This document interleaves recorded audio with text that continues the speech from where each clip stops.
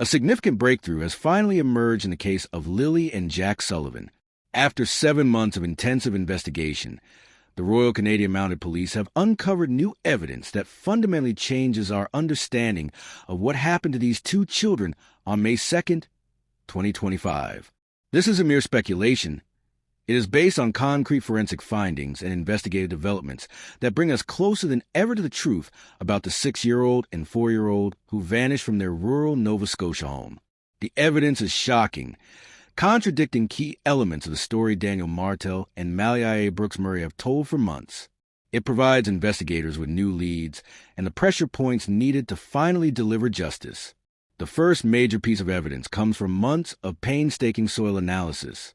When investigators initially processed a property, they collected hundreds of samples from a yard and house. While some results were immediate, others required advanced techniques. Those long-awaited results showed deeply incriminating chemical signatures in 3 specific locations on the property.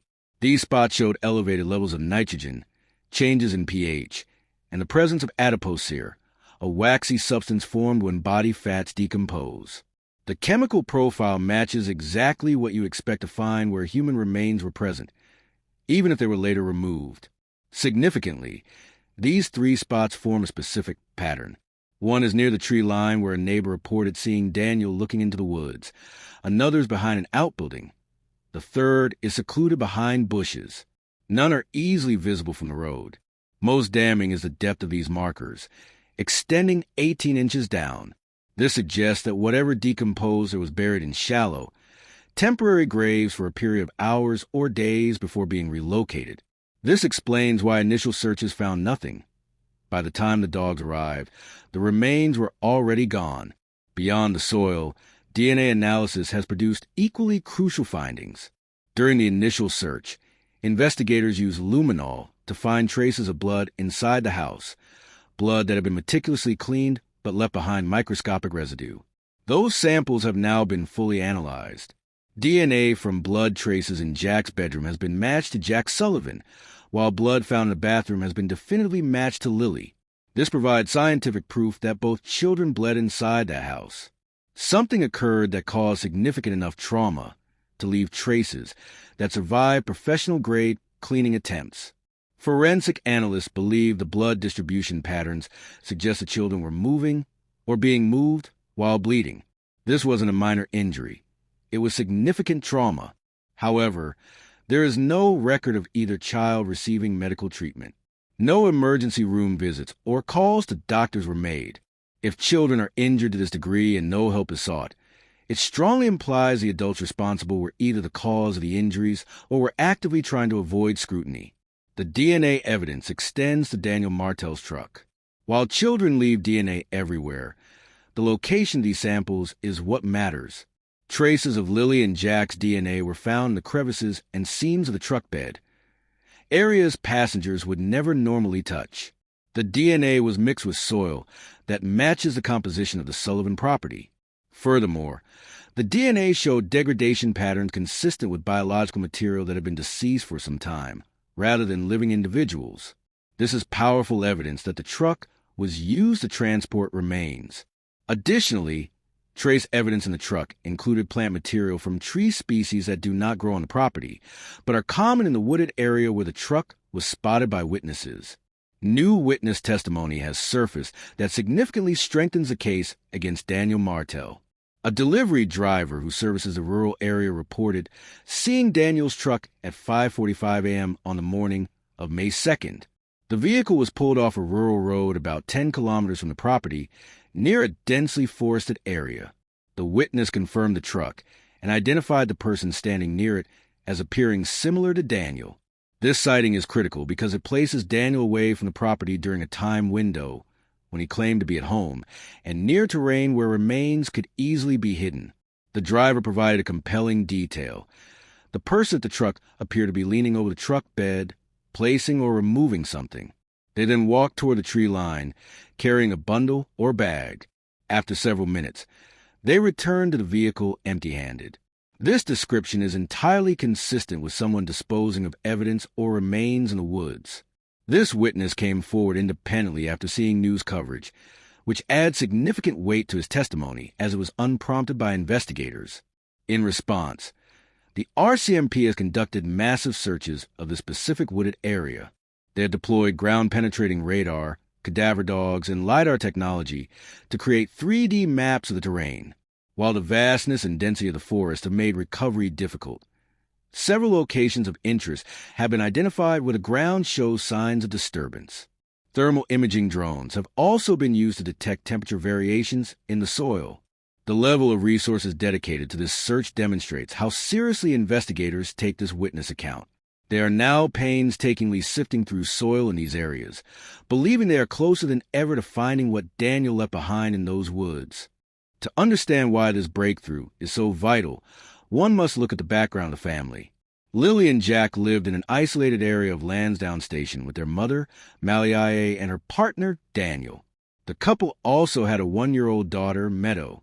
On May 2nd, Maliae called 911, claiming the children vanished while playing in the backyard.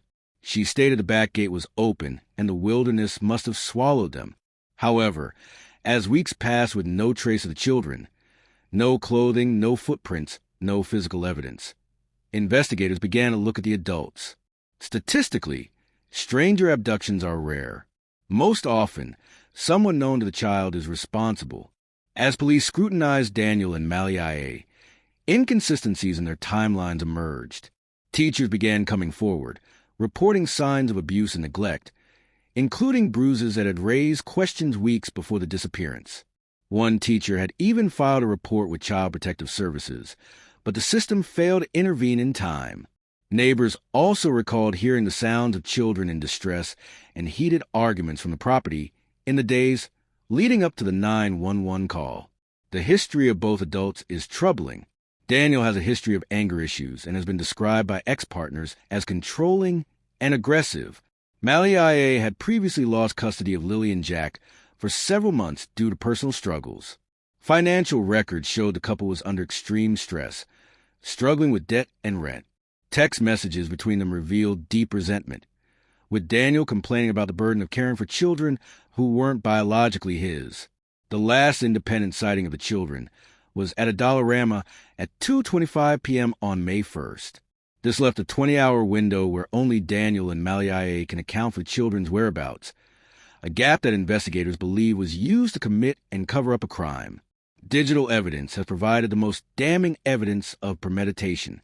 Forensic analysis of Daniel's phone shows him leaving the property at 11:15 p.m. on May 1st, but more importantly, it places his phone at the wooded area near the witness sighting between 5:30 and 5:45 a.m. on May 2nd. This GPS data directly contradicts his sworn statements.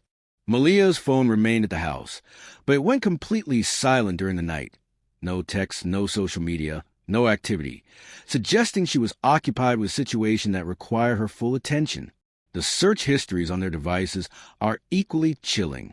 On April 27th, 5 days before the disappearance, Daniel searched for information on forensic science, evidence collection, and how long investigations typically last.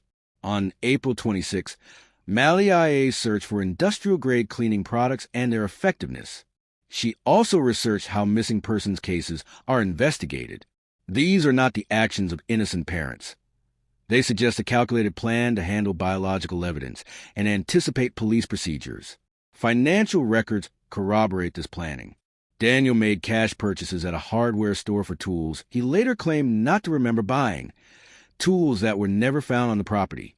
Maliae ordered professional-grade cleaning supplies from a bulk supplier on April 28th, paying extra for expedited shipping to ensure they arrived by April 30th. When asked, she claimed she was planning a deep clean, yet the house was not clean when police arrived.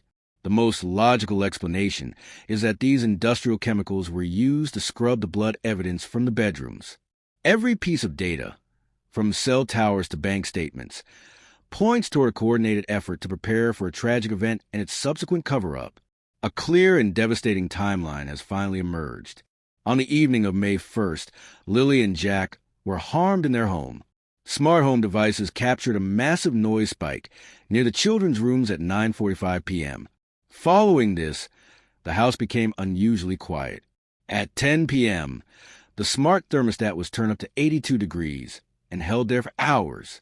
This behavior is highly suspicious, as high heat can sometimes be used to accelerate certain processes or alter a crime scene. Meanwhile, the children's tablets, which they use every night until bedtime, showed a total cessation of activity starting at 8 p.m.